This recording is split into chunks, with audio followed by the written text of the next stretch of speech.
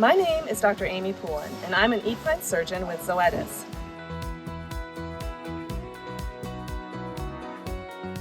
This study was conducted because we're often asked by practitioners as to whether they should advise their clients to discontinue the use of commonly administered non-steroidal anti-inflammatory drugs prior to blood collection for Prostride APS or Restigen PRP devices.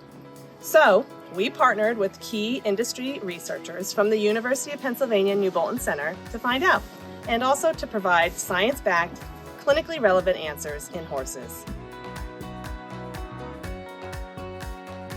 There were two studies that were conducted. The first was a short-term study that looked at the impact of a single dose of one of the 4 most commonly used non-steroidal anti-inflammatory drugs in horses. A baseline blood sample was collected prior to drug administration, as well as 6 hours after a single dose of bute, banamine, Equiox, or Ketaphin. These blood samples were each processed using a Prostride APS and Restigen PRP device, and the concentrations of growth factors and cytokines were compared between each. The second study was a long-term study looking at the impact of chronic administration of bute or Equiox, because these are 2 of the most common non-steroidal anti-inflammatory drugs that are most likely to be given to horses on a daily basis. Similar to the short-term study, a baseline blood sample was collected prior to drug administration, and bute or Equiox was given for 6 days. 24 hours after the last dose, another blood sample was taken, and these samples were each processed using Prostride APS and Restigen PRP, and the concentrations of growth factors and cytokines were compared for each.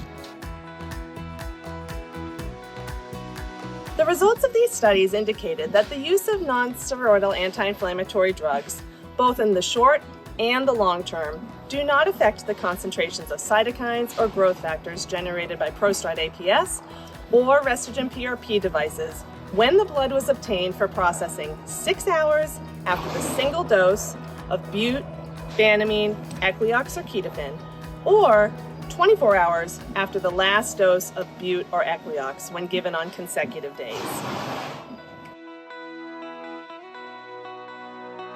What this means to the veterinarian is that they don't need to tell their clients to stop giving NSAIDs prior to blood collection for Prostride APS or Restigen PRP. What this means for the horse owner is that there's no change to the medication schedule for their horse, meaning there's no need to alter any logistics with barn staff, and their horse can stay on their current medication routine to maintain their comfort up until the time of blood collection for Prostride APS and Restigen PRP.